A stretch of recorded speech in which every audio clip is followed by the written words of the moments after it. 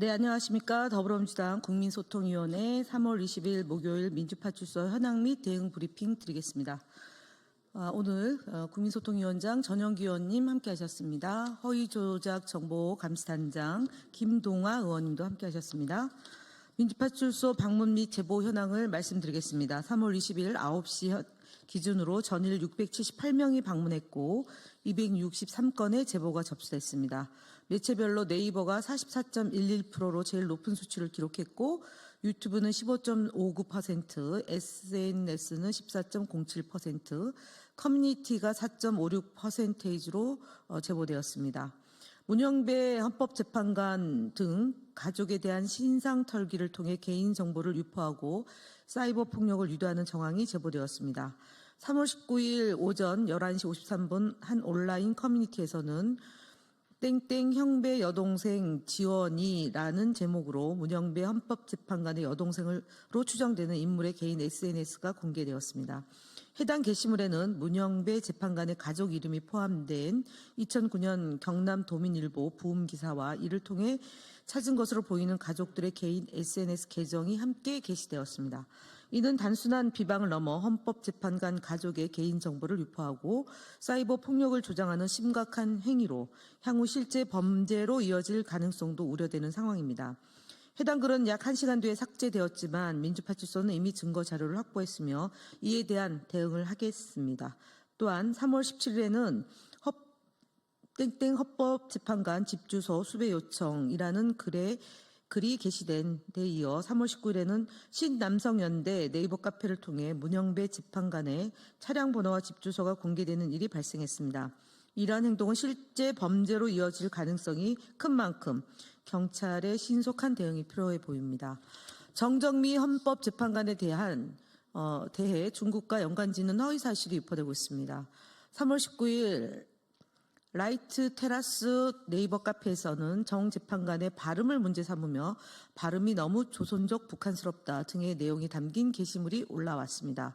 같은 날 여러 온라인 커뮤니티에는 정정미 헌법재판관 모교 인근에 하교촌이 있다, 조선족 말투다, 중국인이 한국 대통령 재판하고 탄핵한다 등의 악의적이고 악마적인 허위 사실이 퍼졌습니다. 이는 윤석열 대통령 탄핵 심판과 관련해 헌법재판소를 공격하려는 극우 세력의 전략적인 허위 주장으로 보이며 이에 대한 경각심과 대응이 필요합니다. 마지막으로 네이버 댓글과 라이트 테라스 카페를 통한 허위 사실 유포에 대한 제보가 있었습니다.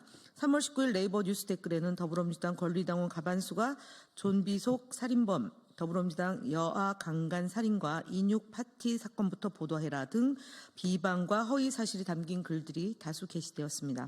같은 날 라이트 테라스 네이버 카페에는 한 유튜버가 완주군 입양 아동을 위해 기부한 것과 관련해 민주당 지지하는 좌빨 유튜버가 입양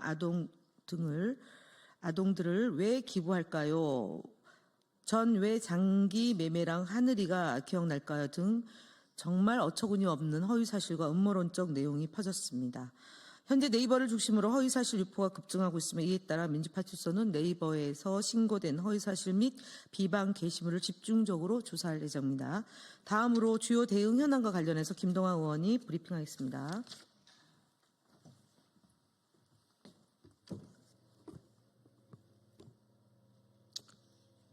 네, 주요 대응 현황 보고드리겠습니다. 조선일보 허위 왜곡 보도에 대한 언중이 제소 계획을 밝힙니다. 조선일보는 19일자 일면 보도를 통해 거대 야당의 줄탄핵으로 현재 헌재 기능이 마비되었다고 주장했습니다. 그러나 이는 통계적으로 전혀 근거 없는 주장입니다. 윤석열 정부 출범 이후 지난해 12월까지 헌법재판소에 접수된 탄핵 사건은 총 13건으로 전체 사건 중 0.02%에 불과합니다. 이는 헌재의 기능에 실질적인 영향을 미칠 수 없는 수준입니다. 그럼에도 조선일보는 민주당 등 야당의 줄탄핵이 헌재 기능 저하의 원인이라는 왜곡된 프레임을 씌우고 있습니다. 이에 대해 언중이 제소를 통해 바로 잡겠습니다. 서부지법 폭동 관련 동조 옹호 유튜브 영상에 대한 대응 보고드립니다. 지난 119 서부지법 폭동 이후 유튜브에서는 이를 지지하거나 동조하는 영상이 다수 확산되었으며 꾸준히 제보가 접수되고 있습니다. 특히 배승희, 신의 안수, 성창경 등 100만 명 이상의 구독자를 보유한 대형 극우 유튜버들이 이러한 콘텐츠를 제작, 유포하며 여론을 왜곡하고 있어 그 심각성이 더욱 큽니다. 이에 저희 위원회는 모니터링을 실시하여 119 서부지법 폭동을 동조, 옹호하는 유튜브 영상 89건을 유튜브 커뮤니티 가이드 위반으로 신고 조치 완료하였습니다. 다음 부정선거 허위 조작 영상 삭제를 위한 선관위 입장 보고드립니다. 국민소통위원회는 지난 3월 17일 선관위의 소극적인 부정선거 허위 조작 영상 대응을 지적하며 선관위에 관련 질의를 한 바 있습니다. 이에 대해 중앙선관위는 부정선거 허위 조작 영상과 관련해 구글 등 해외 플랫폼에 삭제 요청을 하는 동시에 수사기관에 고발 조치를 하는 등 대응하였으나 대부분 사건이 무혐의 판단을 받으면서 어려움이 있다고 밝혔습니다. 그럼에도 중앙선관위는 부정선거 허위 조작 영상 등 선거 질서의 혼란을 야기하는 각종 주장에 대하여 공직선거법 위반을 근거로 적극적으로 대응할 계획이며 특히 4월 2일 재보궐 선거를 직접 방해하는 행위에 대해 철저히 조치할 계획임을 우리 위원회에 알려왔습니다. 우리 위원회는 선관위의 적극적인 대응 계획을 환영하면서 선거의 공정성을 훼손하려는 시도에 대해 선관위가 답변한 것과 같이 철저한 대응을 할 것을 기대합니다. 네, 국민의힘 거짓말 시리즈 62번째 말씀드리겠습니다. 오늘 오세훈 시장의 여론조사 비용 대납 의혹을 수사 중인 검찰이 서울시청과 오세훈 시장 공관, 강철원 전 부시장 주거지 등에 대한 압수수색을 실시했습니다. 명태균과 관계를 부정하는 등 각종 거짓말로 국민을 우롱해왔던 오세훈 시장에 대한 진실이 밝혀지고 있습니다. 그간 오세훈 시장은 본인의 SNS 계정 등을 통해 보궐선거 당시 김영선 전 의원의 소개로 명태균 씨를 2차례 만났지만 그게 끝이었습니다. 우리 캠프와 명 씨가 연관성이 있다고 보는 시각 자체가 난센스 등의 주장을 해왔습니다. 하지만 명태균 씨는 오 시장을 수차례 만났고 오 시장으로부터 나경원을 이기는 조사가 필요하다고 요청받았다라고 말했고 미래한국연구소는 실무를 담당하는 강혜경 씨도 여론조사 설문안을 오 시장에 유리하게 짰다고 밝힌 바 있습니다. 검찰이 수사를 하면 할수록 명태균 씨와 관련된 오세훈 실장의 거짓말의 진상이 밝혀지고 있어 보입니다.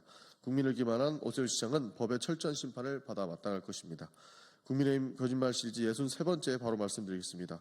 63번째의 주인공도 오세훈 서울시장입니다.